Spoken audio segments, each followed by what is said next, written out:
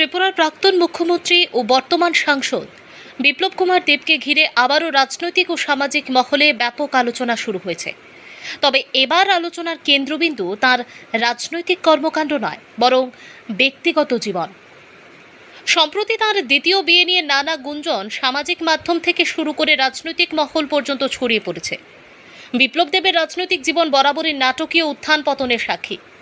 2018 সালে ত্রিপুরায় বিজেপির ঐতিহাসিক জয়ের অন্যতম মুখ হিসেবে তিনি মুখ্যমন্ত্রীর আসনে বসেন, কিন্তু পরবর্তীতে নানা বিতর্ক ও রাজনৈতিক সমীকরণের কারণে তাকে সেই পদ ছাড়তে হয়।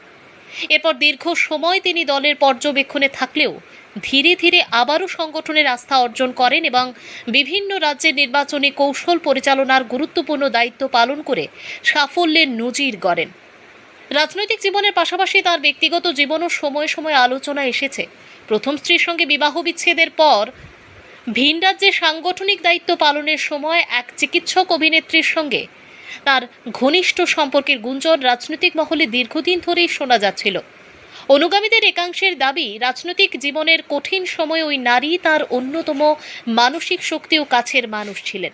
সম্প্রতি জোরালোভাবে শোনা যাচ্ছে দীর্ঘদিনের সেই সম্পর্কই নাকি বিয়ের মাধ্যমে নতুন পরিণতি পেয়েছে। এমনকি শীঘ্রই ত্রিপুরায় 5 তারা হোটেলে একটি বর্ণাঢ্য বৌভাত অনুষ্ঠানেরও আয়োজন হতে পারে বলে বিভিন্ন মহলে চলছে আলোচনা। যদিও এই বিষয়ে এখনো পর্যন্ত কোনো আনুষ্ঠানিক ঘোষণা বা নিশ্চিত তথ্য সামনে আসেনি। সমর্থকদের মতে দীর্ঘ রাজনৈতিক সংগ্রাম ও ব্যক্তিগত চড়াই উতরাইয়ের পর নিজের জীবনে নতুন অধ্যায় শুরু করার অধিকার প্রত্যেক মানুষেরই রয়েছে। অন্যদিকে বিরোধীদের একাংশ এই ঘটনাকে ঘিরে বিভিন্ন রাজনৈতিক ও নৈতিক প্রশ্নও তুলতে শুরু করেছেন। গুঞ্জনের সত্যতা যাই হোক না কেন, বিষয়টি ইতিমধ্যে রাজনৈতিক, ব্যক্তিগত স্বাধীনতা, ভালোবাসা এবং সামাজিক মূল্যবোধ নিয়ে নতুন বিতর্কের জন্ম দিয়েছে। কারণ জনজীবনের সঙ্গে ওতপ্রোতভাবে জড়িত রাজনৈতিক নেতাদের ব্যক্তিগত সিদ্ধান্ত অনেক সময় সাধারণ মানুষের আলোচনার অন্যতম বিষয় হয়ে ওঠে।